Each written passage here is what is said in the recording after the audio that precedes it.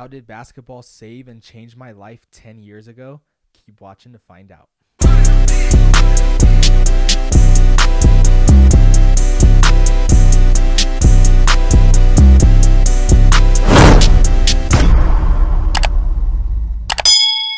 Now, I know I'm not one to divulge too much about my personal life or past life experiences on this YouTube channel, but as my YouTube channel is growing steadily, I figured I'd owe that to my returning viewers. And this story right here, I'm not going to bore you with all the nitty-gritty details. I'm going to cut straight to the chase. 10 years ago, 2012, I was 12. It was a crazy year for our country and for the world. It was known for Avengers being the #1 highest grossing film of that year. We all thought the world was going to end. Somehow, some way, this haircut was worn by every single female in my hometown especially. But most importantly, it made me realize that basketball meant a lot more to me than I thought it did. 2010, I was introduced to the game by LeBron and Kobe, and I was just amazed at the talent that was produced on television. And I remember thinking to myself, I want to play that sport. I want to be like those guys. I want to just give it a try, because at that point I haven't really tried basketball. And when I did, I fell in love with it. The moment I realized I could shoot a ball into a hoop, it was truly something to behold. And it's a feeling that I hope almost anyone can experience in their own positive merit. So this is for my people in Pueblo too, not just for the world, not just for my YouTube channel, but for my people in Pueblo. I attended Heaton Middle School, who's mostly known for their sports. They had a great football team when I went. They had a great basketball team. Softball team was great too. Their basketball team, though, was probably the talk of the school. And I tried out in 2011, but I absolutely fucking sucked. Let's be honest. They would choose the injured kid over me. I was that bad. But I grinded. I shot, did drills, attended some camps to ensure that I was going to get ready for that tryout and make it. And I experienced a lot of the same trials and tribulations from the previous tryout and this tryout. However, I was very close to making the team.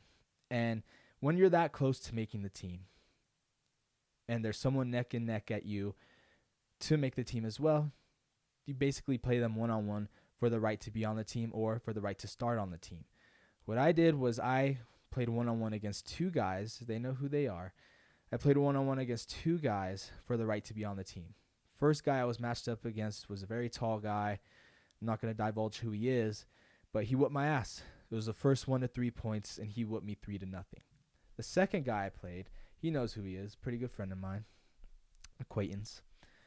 And that was a game for all the marbles. Everyone in the gym was watching because we were the only game in the gym happening at that time. It was a high-intense, dramatic back-and-forth game. I'd miss a shot, he'd miss a shot. I'd make a shot, he'd make a shot. And finally, he made a shot that was very similar to Kawhi Leonard's jump shot back in Game 7 of the 2019 Eastern Conference semifinals. Now, when he made that, I was broke.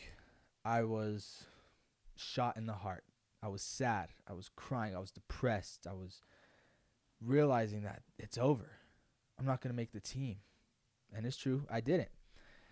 I was like, what do I do now? I went through the rest of school that day utterly just fighting tears back.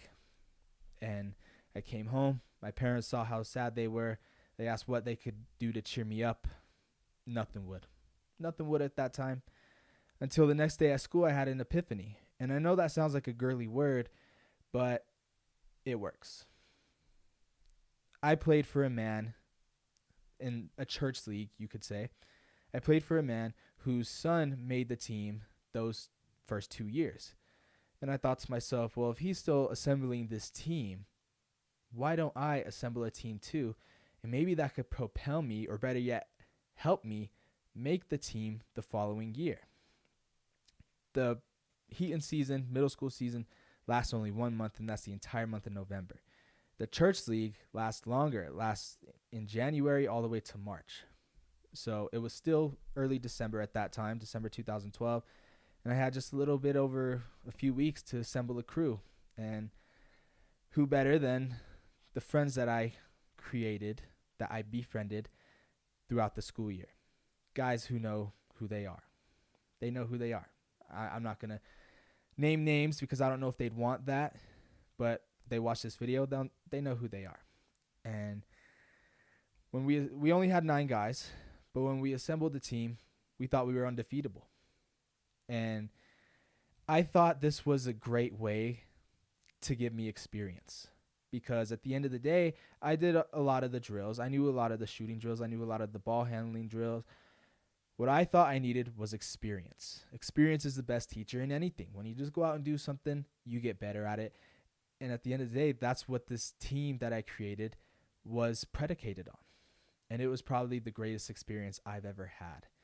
It gave me a whole new meaning in life, that not only do I matter, but people around me matter. My friends matter. I had my friends back more when they were on the team than ever before. Outside of school, inside of school, I had their back through and through. It was a fun year. It was a fun season. And we finished 4-4. We had a 500 record, but I wouldn't trade that team for any other team. Put us up against anybody, I guarantee we'll come out on top. But like I said, from being cut to absolutely sad and depressed to creating a team, and we were the talk of the school because a lot of people knew who we were. A lot of people knew that we had a team and that we were pretty good. We were called the Jets. Our colors were black and white. They were hard, man. They were hard. Like the Brooklyn Nets. We were the Brooklyn Jets, or the Pueblo Jets. And it was just something to truly look forward to. And to experience that with my friends just made it all the more special. You could call this a 'twas the night before Christmas story if you may, but that's the story I wanted to share. And the moral of that story is to just don't give up. It's as simple as that. Don't give up. Find a way to get things done. And if you take a few detours here and there, that's fine, because that might be one of the best experiences you ever have. Merry Christmas from the Keep It 100 podcast. Merry Christmas from Hollywood AJ, the entire Keep It 100 podcast staff, which is just me. Happy Hanukkah. Whatever holiday you celebrate, I hope you enjoy it with your loved ones and create nothing but amazing and long-lasting memories that you can enjoy for the rest of your life. Let me know in the comment section if you want to hear more stories just like this. But most importantly, it's your boy Hollywood AJ. Please be sure to like and subscribe, and I'll see y'all in the next one.